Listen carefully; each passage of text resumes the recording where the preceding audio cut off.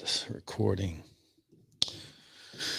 All right, let's go. 3, 2, and 1. Well, hello, everyone. Welcome back to another episode of Persuasion by the Pint. I'm Jonathan Taylor, along with Sean McCool. Sean. Today it's been about 5 days, but we're still going to talk about the some Super Bowl ads from Sunday's game.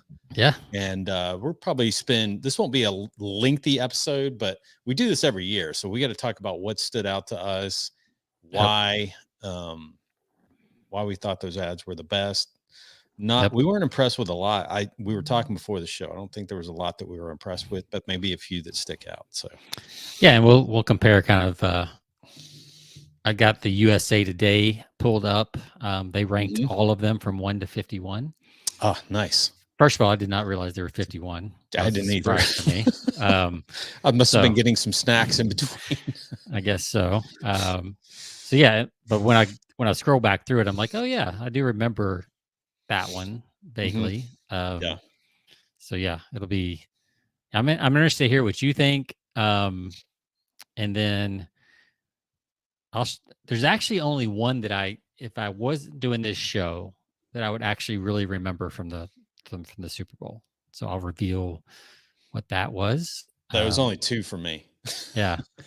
Isn't that funny? Like $3 million, $6 million a spot. And like, you might remember 1 or 2 from the whole series. Like, it's crazy. And there's a lesson. I think there's a huge lesson. And unfortunately, it's tied into getting big. In this case, it's getting a big name to endorse your product, or getting a big name to tie your product around. But obviously, I think it worked. But I'll explain the reason why. Sometimes you remember the people or the actors in the commercial more than you remember the product itself. Yep. But I think this particular commercial did a great job of highlighting the product and didn't get away from it, so to speak. So, well, it's a nice tease before we get into our beverages. So, all right. Well, I will go first. So I picked up one today. It's I don't know if this is a racist beer or not. So hopefully we don't get canceled or anything. I know, right? But yeah, it's called. Or block this. Where's my screen blocker here? Uh-oh. Wrong one. So Jonathan just canceled himself out of the show as we're waiting here. There we go. I think. Did you kick me off? I didn't kick you off. You kicked yourself off. Anyway, it's called the Caucasian. Nice. White Russian Imperial Stout. Mm-hmm. Well, now Sean's gone. Yeah, there you go. But yeah, here's the can from the Texas Ale Project. The Caucasian White Russian Imperial Stout. It's got a picture of a dude without a face on the side of the can.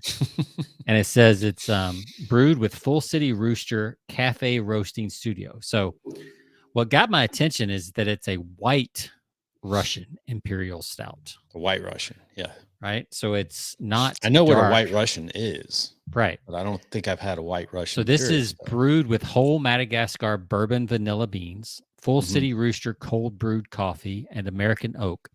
The Caucasian plays tricks on the palates, but the end result is quite decadent. So it's a 9% ABV. And it's an imperial stout, Russian Imperial Stout, which you usually think of as super dark, right? And this is an ale. Yeah. So now that my concern is it's got a IBU of 75. Oh, man.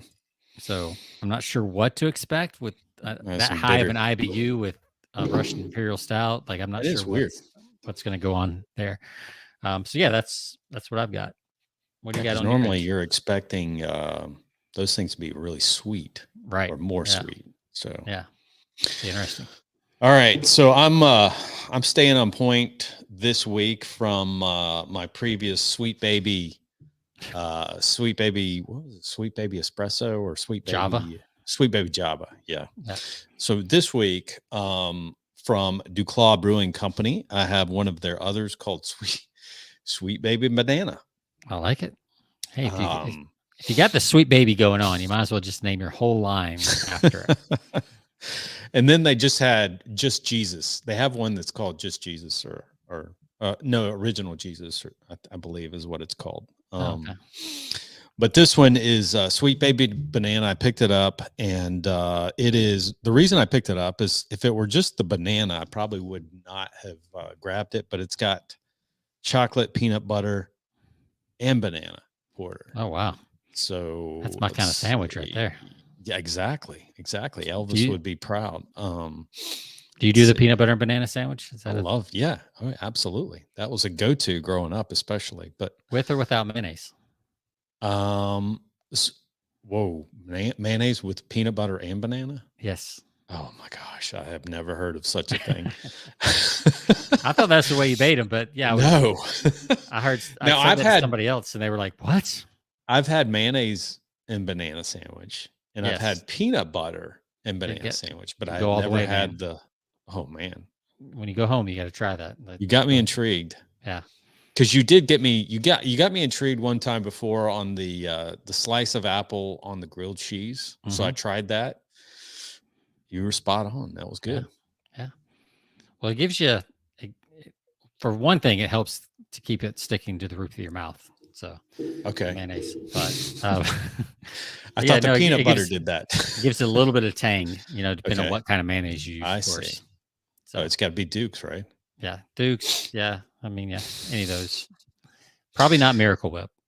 No, that's a little too much tang. So anyway, here we go. I'm gonna show this one. It's real quick. It is a 6.2 ABV. Yeah. Enjoy the enticing encore to our original heavenly favorite. This addition of sweet banana to our smooth and creamy chocolate peanut butter experience will have you ready to exclaim a new name. I'll just say I might have to play a little Elvis if this one gets a 5.0. I might have to play a little Elvis in the background. Yeah, there you go. All right. Well, here's what it looks like. Oh yeah, pretty dark. Oh yeah, that is dark. All right, here we go. Cheers.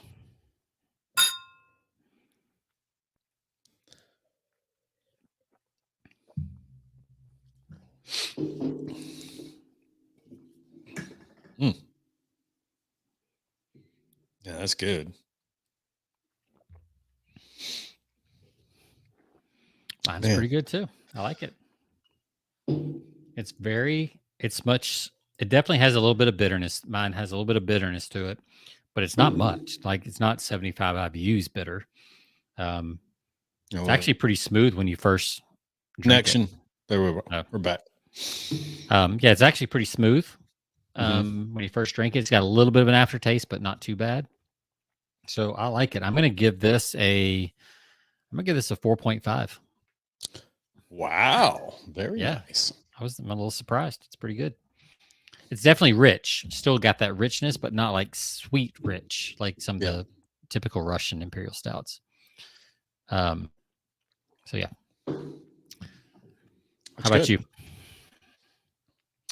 It's close, but it's not going to get a 5. I was like, when I first took a sip, I'm like, man, I might need to queue up a little.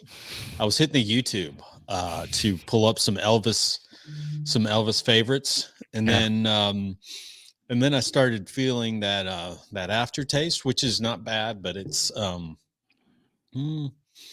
little too bittersweet chocolate for me on the aftertaste. So I'm going to give this one I'm going to give it a 4.6. Okay. It's pretty strong. Yeah. So what would the song have been if you had chosen a song? Ooh,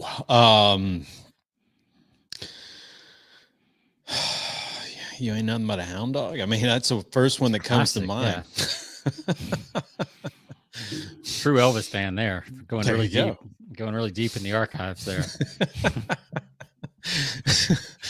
Yeah, I need to refresh my Elvis playlist to see Yeah. what's available. But Pick the side A track on that one, didn't you? No deep easy. cuts. No deep And cuts for you. I know, and I mean, I saw we saw the movie like what 6 months ago or something like that. It's Yeah. not been that long ago, but I remember growing up, my mom had, you know, she loved Elvis. She had a couple albums. I remember she had one of those. So, this is the 70s, and she had one of those giant consoles, that's like had the speakers and the turntable and the radio all in, but they're like 6 feet long and 3 feet high and 2 feet deep. Like, oh wow, weighed 1,000 pounds or whatever. Like, remember those old things? Like, oh yeah, kind of matched the giant TVs that we had back then. Absolutely, yeah. I remember every Saturday morning, she would like fire that thing up and just be blasting the Elvis. It's crazy. Yeah. So, true fan right there. Yeah, good old vinyl days. Vinyl, and when you had your like you said, the giant TVs with they were actually a piece of furniture. They weren't an electronic device. Like, people didn't want to help you move because of the TV. Like now it's like pianos, but TVs back then were as heavy as a piano. That's right. So anyway, all right. Well, let's roll into the Super Bowl commercials. Yes. Speaking of TV, I am curious to hear your favorite, and then we'll reveal the USA Today favorite. Okay. And I'll say I don't even know if it's my favorite.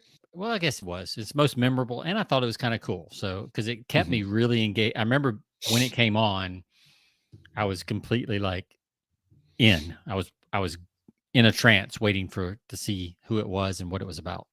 Okay. So I'll let you start. What was all right? So I'm going to pull up for our audience to look at. I might have to throw the mic up close to it. Let's see here. I got to share this. So the winner for me on Super Bowl 2023, I was actually I was anticipating this commercial because I knew about it a little beforehand. Let's see. Stop sharing that one and just present. Here we go.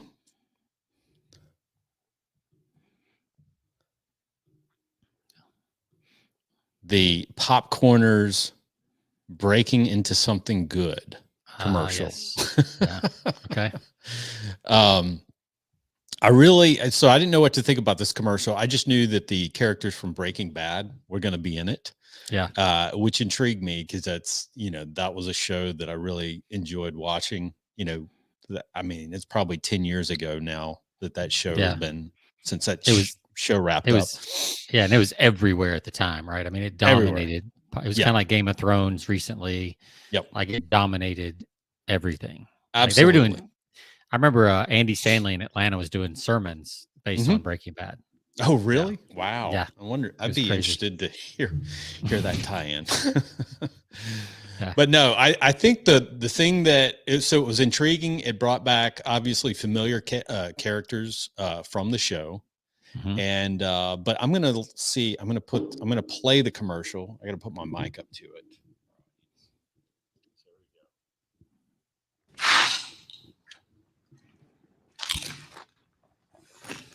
Yo, these are the bomb. And they're air pop, not fried. Popcorners. You're an artist. Actually, Jesse, it's just basic ingredients. No, we don't eat our own supply. Mr. White. Jesse. Everyone's gonna want to taste. And I know just the guy to talk to. What are these? We call them popcorners. Say their name. Popcorners. Tight! Yeah! How much of this stuff do you have? We've got 6 signature flavors, John. 7! You make 7! 7 works. So what I liked about that was it didn't get away from the actual product, right? Right. So that was the product was the focus of everything, and they talked about it in the commercial. Natural ingredients, everything's natural, all the flavors, and so unlike so many of these commercials, they bring in a lot of these high profile characters, and you really don't remember much about the product. Really, the product in this one is pretty much the center piece of the conversation. That's what's going on. So, yeah, and it looks like they used the actual footage from the they series, did. right? And just Absolutely. CGI'd a little Yeah. lips and stuff like that. I mean, it's crazy what they can do these days. Yeah, with the RV in the background, and Tuco, which is one of the drug kingpins that they were selling meth to at the time. Yeah, Is bringing in all these familiar characters. So if you love the show, obviously there's a tie into nostalgia. Anybody that loves the show is going to obviously really enjoy that. But this company, the makers of this product, it was really brand focused. So I think they did and I don't know what it cost them to put this together, bringing in these high profile actors, but they probably could just buy the rights, right? Because they don't actually have to bring them into the set, right? Because they could probably even do voice and everything with AI now. Yep. Like they probably didn't have to have them in studio; they just had to get permission, the rights. So exactly, which is interesting, because if that's true, and I don't know exactly how they did it. But if that's true, like it really opens the door for a lot of these kind of plays where you can use the combination of AI and nostalgia. Right. I mean, talking about Elvis earlier, now you could get Elvis, the original Elvis, to do a commercial for you. Exactly. And it would look flawless. Before, 10 years ago, it would look lip synced and, mashed up. But now you can't tell the difference. Like it looks like you hired these guys on the spot. But yeah, I thought that was a good one. That one definitely caught my attention.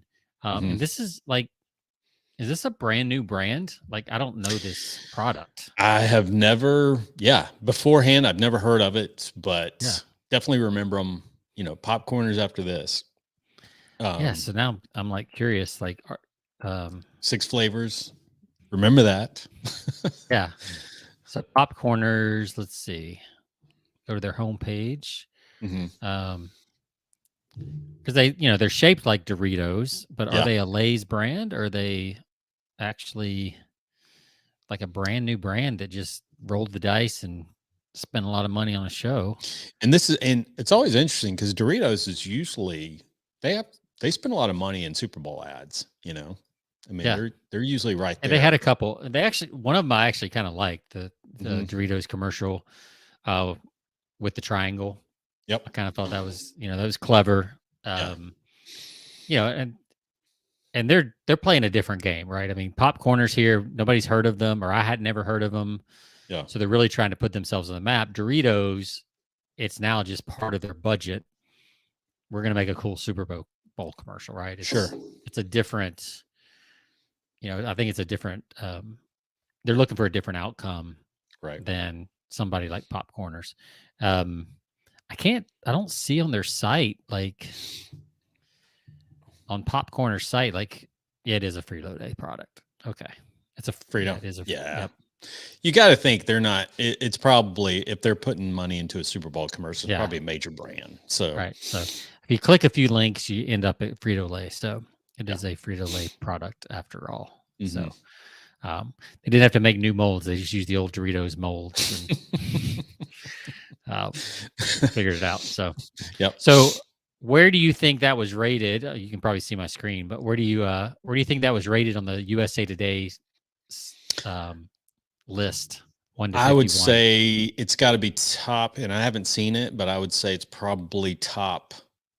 I would say it's in the top 5, and I would say probably at least number 3. You were correct in the top 5. It is number 5 according to USA Today, and they gave it. I'm not sure exactly how they scored this. Let's see. Rating them on a scale of 1 to 10, below are complete results in order of average score. So they had, I don't know who was judging these, but really, what was the criteria? Ad meters, like, So on a scale of 1 to 10, by the way, even number 1 got an average score of 6.56. So nothing was like off the charts good on a scale of 1 to 10. Right. Which we both felt that way when we were talking about it before the show. It's like these were kind of it's kind of a meh year Yeah. for Yeah. this one. But Popcorners came in at number 5 with a 6.26. Right. So pretty close to the top, which was 6.56. Yeah. By the way, the number 1 spot was the Farmer's Dog. Ah, interesting. Which was, it's pets. Like, yeah, hard of course. hard to outdo a pet. Yeah.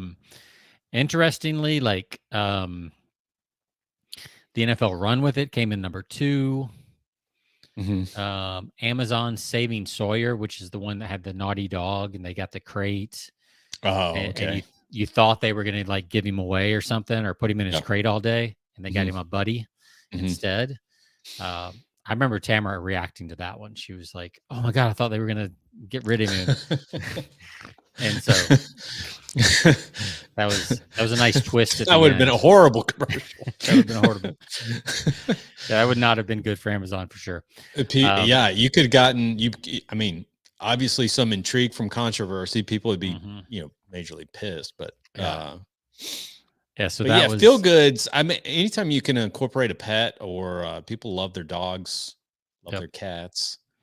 And then number 4 was the Dunkin' drive-through with Ben Affleck, which I didn't think was great. Like, I thought I was like, so it's Ben Affleck, but I don't really care. I mean, Jennifer Lopez right at the end was kind of the best part of the commercial. Like, just that was a nice twist. Other than that, like, wasn't that great? The one I liked do all day. That was pretty funny. It was funny. This is what you do all day when you leave. It like saved the whole commercial, because other than that, without that twist at the end, it would not have been good. Yeah, right. I thought the Binky Dad was kind of cool, like, but a little. I don't love those because it's it's kind of the stupid dad thing, which is overdone, in sitcoms and everything else. But so like I said, I thought the triangle thing was good. That ranked number 14 on USA Today. Here's one I forgot about, but I did like it when it happened, and that was the was it the Sam Adams, or no, the Blue Moon, or I guess same Blue Moon, I think it was, where it's like Miller Lite versus Coors Light, and it was actually a Blue Moon commercial. Was that one? I missed that one. Yeah, so there was like this fight between Miller Lite and Coors Light, but then at the end, it was like, actually, this is I think it was Blue Moon, but see, that's pretty good. That's pretty good. If that's it's this one here. Let's show it. Yeah, there we go. It won't make any sense on the sound because it's just like a bar fight.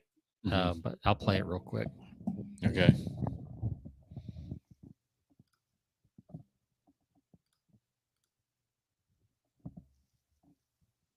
Is it like, okay? For the first time in 30 years, Coors Light has an ad in the big game. Actually, this is a Miller Lite commercial. That's pretty good. Refreshments. It's Miller time. Great taste. Let's fill it. Cold as the Rockies. Coors commercial. Miller commercial. Actually, it's a Blue Moon commercial. So that one was good. It's got the classic. They comedy. waste a lot of money though if people didn't watch till the very end. Well, I mean, just right now, me trying to tell you which beer, I was like, is it Blue Moon or Sam Adams? I can't remember. Right. Like, I definitely remember it was Miller and Coors. Yeah. So they actually gave more time. I wonder if they like sold that idea to those guys, and like, I wonder if Light and Coors also paid for part of that ad. I would not be surprised if that was like that's a good point. A group thing. Because there's Miller Lite drinkers are not going to drink a Blue Moon. They're just probably not, right? Right. But a Blue Moon person's to be like, yeah, that's much better. So it kind of makes sense.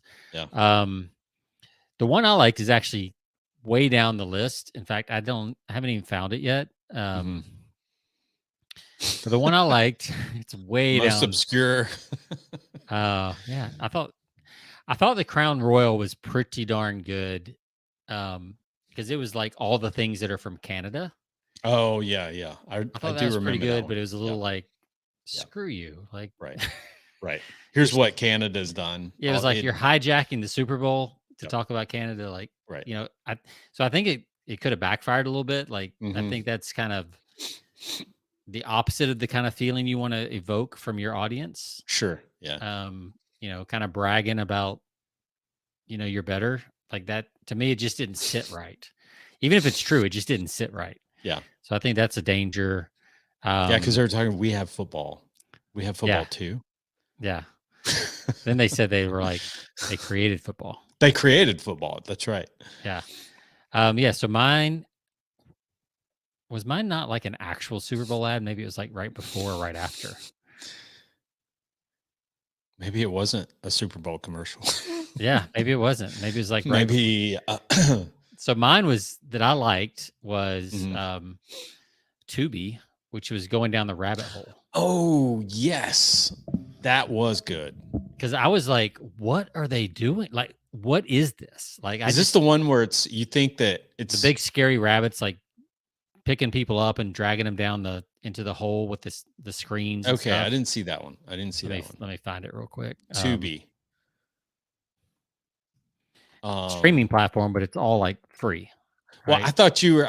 So they must have run a couple of them because there was also one where it looks like they're in the middle of the broadcast, the Super Bowl broadcast, and then it breaks away from it, and it looks like you're scrolling through your apps on your smart TV, right? Yeah. To look, and I didn't it's see going that. and it's hitting the Oh, Tubi. that was the fake out. Yeah, because it had people thinking that they're like, what's going on? Who's messing with the remote? You know? Right. Yeah. Yeah. I heard people talking about that one, but I think I missed that one. The one I saw was just like the giant, like, you know, rabbit costume. It was like a grungy, Mhm. it's like almost like a horror movie rabbit. Yeah. Like, and he's like 6 foot tall, and he was like picking up people from their living room, and he was that's like funny. carrying them down these rabbit holes. Yeah. So it's kind of like an Alice in Wonderland weird kind of thing. But the idea was you're going down the rabbit hole. There was all these Okay. screens as you were falling down the rabbit hole. There was all these screens with all these videos. And then at the end it was Tubi, you know, free streaming. So that was the one I remember. But yeah, I did not see the remote one because I remember people talking about it. I was like, I don't remember that. Yeah, some people were freaking out. Like they sat on their remote and it was scrolling through the options, and people are like, "What's going on? Who's got the remote?" Yeah, it's like, what are you doing? I typed in Tubi Super Bowl, and that's what the first things that come up is Tubi Super Bowl ad caused a stir. Yeah, Tubi fakes out viewers during 2023 Super Bowl ad, which is smart to me. I you know, if you're going to do something that causes people to talk about it, you know, several days after, right? Yeah. Yeah, here it is. Let me pull this in. So it's right here. Yeah.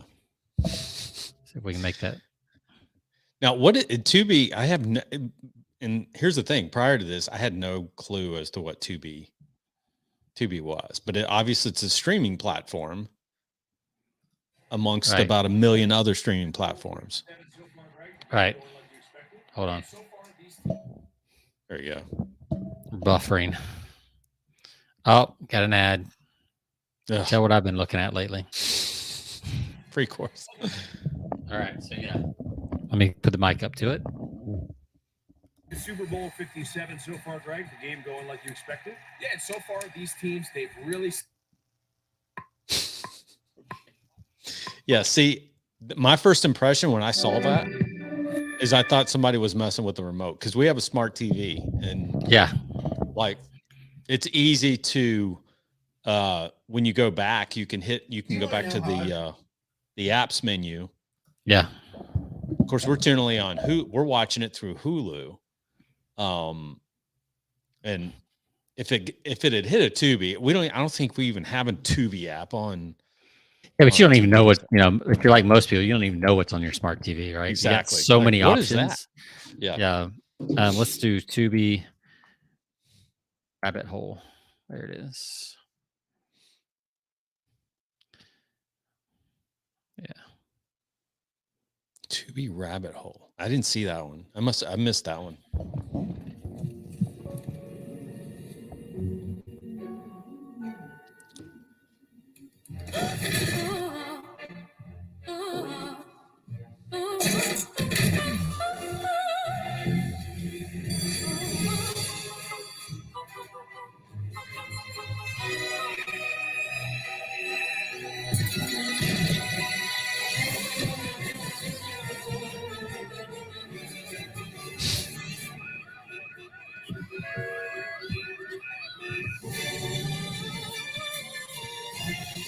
I think it's buffering. Oh no, it's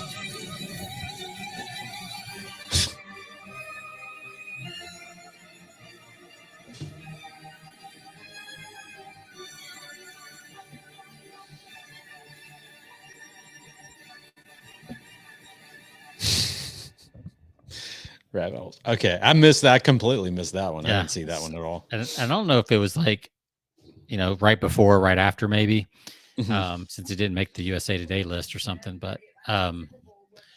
yeah. So I mean, if that's the case, then maybe Tubi was the winner because they got a lot of buzz afterwards for the remote thing.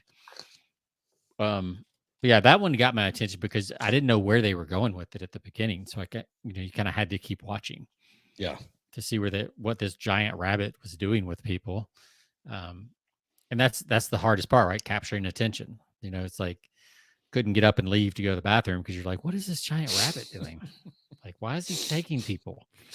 And then Yeah. little things like that. It's amazing what can keep your attention.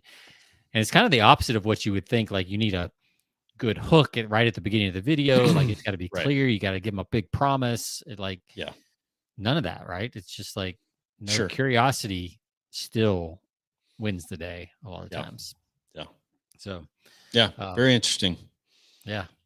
For the most part, though, pretty subpar. I mean, Yeah. I just you think didn't that hear much talk about it afterwards. no, there just wasn't a you lot of didn't. chatter, period, Right. about the commercials this year. So No. which is a little bit of a shame, but I know somebody spent a lot of money, and I guess it's relative for those guys. It's not that big of a budget for a lot of these guys. So I was reading from this, when we went through the Forbidden Knowledge Archive last week, and I actually printed out every one of, that whole manual, and I've just been going through it in the past week. It's really good. But I think what this, all the wasted money spent on Super Bowl ads, what it reminds me of is, is that people don't really tap into, the mass of humanity out there, what they're seeking to do. And it's hard to do for a lot of products because they're commodity products, so there's only so much you can do. But here's something that I read in one of the sections of this outline the manual that we talked about last week. The truth about communication. It says the average person is neither fulfilled nor happy. He goes through life subtly tortured by the burdensome feeling that something is missing, something is lacking, something is not quite right. Yeah. We all know that Henry David Thoreau quote, "The mass of men lead lives of quiet desperation. What is called resignation is confirmed desperation. A stereotype, but unconscious despair is concealed even under what are called the games and amusements of mankind," which of course was the Super Bowl. I mean, Super Bowl is modern day Roman gladiator, right? I mean, that's all it is. Exactly. Literally, I think about that all the time. Like, 2,000 years from now, people are going to come to the U.S. and they're going to see these ruins of stadiums. Like, when America falls and it's no longer like, they'll see all these. It's like, man, what was up with every big city has these stadiums? Like, I can just see archaeologists like trying to figure out all these coliseums and what did they do here, and if they were and all that kind of stuff. Replaced every 10 years, pretty much. I mean, yeah, none of them have lasted as long. They just blow them up, so maybe there won't be any left. Yeah. But yeah, it is interesting how, and if you remember watching Gladiator, the movie, that's what Caesar was saying. It's like, well, you got to keep them entertained so they don't revolt. That's right. Keep the masses entertained. Yep. But entertained. Yeah, exactly. But it's, people don't, I think advertisers forget to tap into the, the feeling, the normal people out there. It's all about clever, clever commercials today. Clever. Yeah, well, I guess how much more, how much more creative can we get? Oh, these are creative ad agencies or creative, agencies to put this out, and they're always in competition with one another that can, to see who can top the other and get Yeah, I people mean- to talk about it. But ultimately, it's not really selling the product. It's not really. Yeah, I mean, they're trying to win the Clio Awards. They're trying to win the different awards, for best creative. But at the same time, I mean, in light of just what we just said, like they're trying to entertain. Yep. Which is great from one point of view, but yeah, from the actual product owner's point of view, or company's point of view, does that help the bottom line? Does that actually help them make money? Probably not. There was only one commercial that I saw there that did some call to action, direct response. Did you there? And I can't even remember. Yeah, one of them had an actual QR code again. QR code, yes. QR code. I think Temu Shop Like a Billionaire was pretty good. Yeah. I could see people. That's an easy to remember website that you could go to, or an app that you could download, because I think it's actually an app. Which, interestingly, that was number 50 on the USA Today list. But that actually, to me, I bet they got more traffic than most of the others, because it was like, if you like to shop online, I could see that you would have pulled that app up. Yeah, because they were showing like cool fashion for like $10 and less. So like, you'd have to be intrigued if you're into shopping and that kind of stuff. Yep. So that, I mean, that's one thing I would. Now I'm curious, so I'm just going to pull it up. Did Temu cite? That's how you know you got a good ad, right? Did your site crash during the Super Bowl or not? Should be the metric. That should be the standard. Yeah, seriously. I mean, So like, e-commerce startup Temu airs first Super Bowl spot twice. This is from Adweek. And that was the one with the QR, right? I'm not sure if it had the QR code or what it had. But this was kind of the look, and it was she was shopping and she was buying like dresses for like $9 and $7 and things like that. But it doesn't say anything about it. You gotta be a member of Adweek to see it. So sure. Okay. But yeah, that one caught my attention too. I mean, I'm not the demographic, so it didn't like really wow me, but it did get my attention. Like, I bet that one works. Sure. I do remember thinking that. So yeah. I mean, I think for us, like, it was underwhelming overall. You like the Breaking Bad reference. I like the rabbit hole curiosity. But I will say this: I bought nothing from any of those those commercials. I mean, ultimately, that's the metric, right? Did anybody buy anything from those? Yeah, you know what? And you could save a ton of money. I mean, the lesson from all of this is that some of the best ads are the ones that I see on, what do we buy from? Some of the ads that we see on Facebook and YouTube that are tied into our interest. Yep. That tell stories and that are really, specific to our own interests, because I mean, they're smart advertisers. They know exactly what, obviously we're looking at. I think it's a total waste of money. It's fun, it's entertaining, and they're going to do it because they're big brands. So they're going to spend the money because it's just, it's built in. It's part of the budget, for these big brands. Yeah. Especially the Pepsis and the, Doritos, which is the same company, basically. Absolutely. That's just a line item in their budget. Super Bowl ad. Right. There's probably a team that works on it all year. I need to figure out how to freelance for that team, but get a nice check every year for, no doubt, something that doesn't necessarily have to work. I mean, we say this every year. It's like, there is a place for branding, but you just continue to wonder as a director, people who like that direct response, like, how could you do this better? And simple things, especially with QR codes and that technology making a comeback. What was that, 3 years ago that QR code kind of made a comeback at the Super Bowl? Right. After it had been dead. So now that that's pretty simple, and people have their phones literally while they're watching the Super Bowl. Right. It's not like, 5-6 years ago, people had to go, maybe pick the phone up from the counter to scan a QR code. Now it's already in their hand. Right. Like people don't even put the phone down during the Super Bowl because they're tweeting about the last play that the bad call the ref made, or Sure. they're tweeting about whatever. They're on the betting sites checking their bet or making a last minute bet for the first quarter, second quarter. Like, so people now have their phones in their hand constantly Right. during the game. Yeah. And I don't think advertisers are taking advantage of that. Yeah. Like they could be. No, exactly. Like I said, like the big QR code that's like almost the size of your screen, that anybody can nowadays, where you just throw it up there and zap it. I mean, that's opportunity. Now, what was it, 5 or 6 years ago? You had to have almost have to have an app to read the QR code. Right. Now your camera just recognizes it and reads it. Exactly. Like you don't even have to. You don't need a special app for it. So what I'm going to do, Sean, before we close out, I'm going to give an example of an ad that worked incredibly well on me. Okay. And it was a low cost, low budget ad on LinkedIn that I saw. Okay. But it told a great story and it hooked me on a product that I didn't need.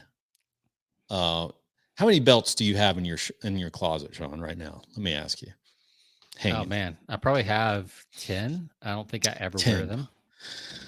Exactly. I don't even meet people as often as you do. I mean, I'm a freelancer that sits at home in my sweatpants. Like, I don't need a belt.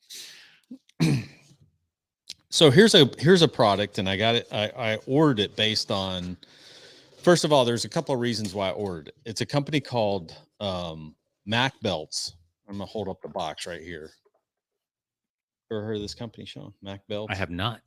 This is a veteran-owned company, which, Sean, as we say, we like to support our veterans out there. We've mentioned a number of veteran-owned companies that we've promoted or featured or talked about on our show in the past. This is a guy. He's a former Navy SEAL, retired. He's got an intriguing story. I found him first on LinkedIn. But here's his, he tells his story. I got the order in, and he does belts. That's it. Belts. Mac belts is it. So these are premium belts though. And his story, he gives his card in it. And I'm going to give a shout out to him, not because just the fact that he's a veteran, but his story just really moved me. He says, "My name is Mac. I'm a small business owner. I've made 3,500 belts with my bare hands in the last year and a half, including the one you're holding right now. Yep, that's right. I don't have a single employee. I've been fueled by my pain, past, and anger.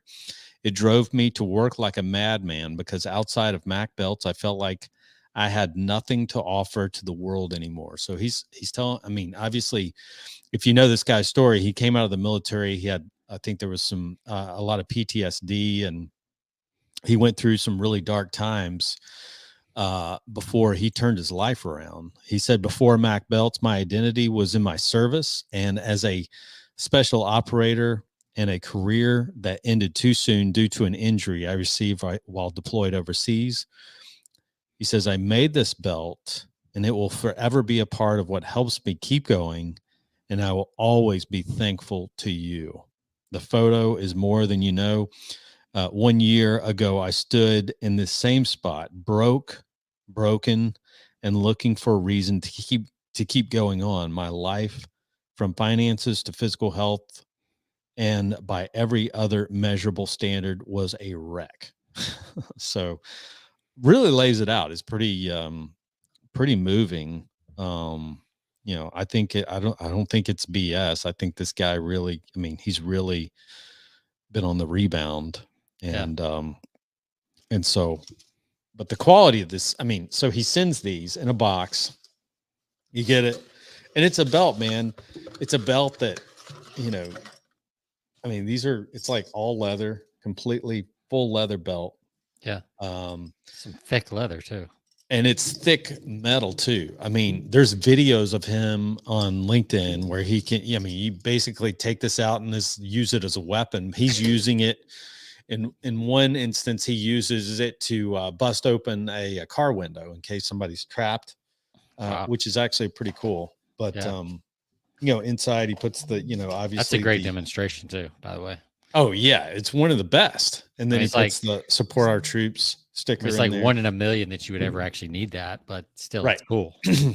Yeah, he's got a video of him pulling it off of his pulling the belt off his waist. If you see this thing, it's like the thickest metal. So this thing, if you got hit by this thing, it would knock you literally unconscious. It's like a military ammo can. Right. Exactly. Yeah. Yeah. So, but yeah, I mean, here's a product that no one needs. Yep. But the story that he told was so intriguing, and the work that he put into it and making these belts, crafting them, his attention to detail, it's pretty amazing. The fact that here's someone who's really turned his life around, and you hope the story's authentic. And I think I'm certain that it is, based on everything that I've read. Who knows anymore? As Seth Godin said years ago, all marketers are liars. But Yeah. I think this guy's story is pretty. So hopefully true this to is form. not a Liver King issue. Exactly. Yeah. Yeah.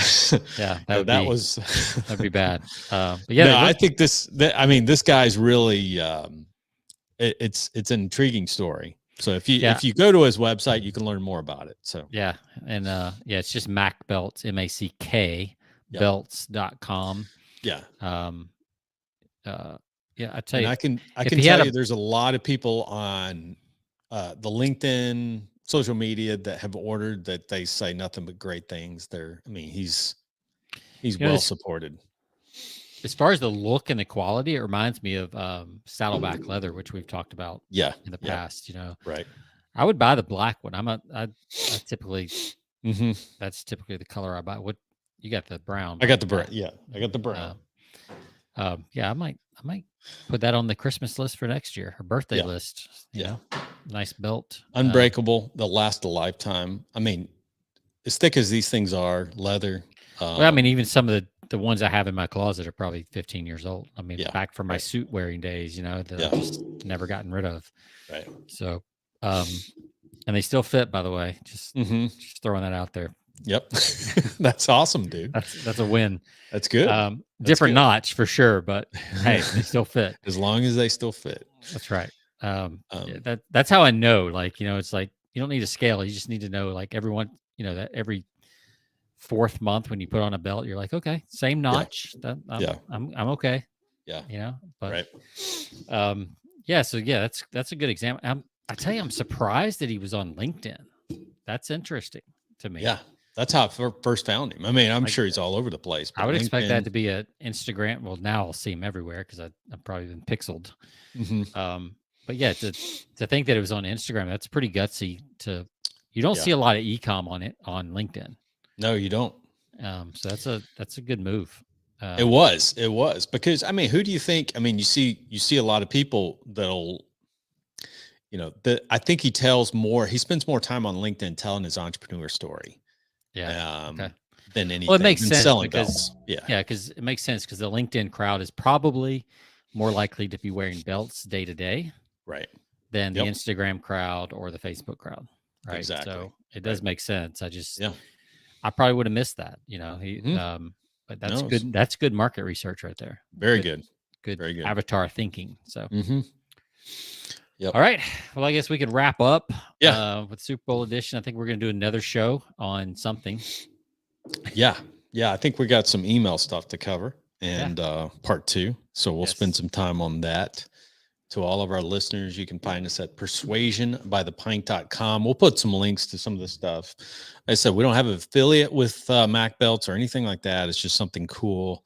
If you want to support a real entrepreneur out there who is a veteran and has a really cool story to share, you should check it out, macbelts.com. So we'll post the link. But to all of our listeners out there, hope you have a great weekend. Of course, we got another show coming up, so we'll see you on the next episode if you hang tight. And Sean, it's been fun, man. We'll see you next one. See ya. All right.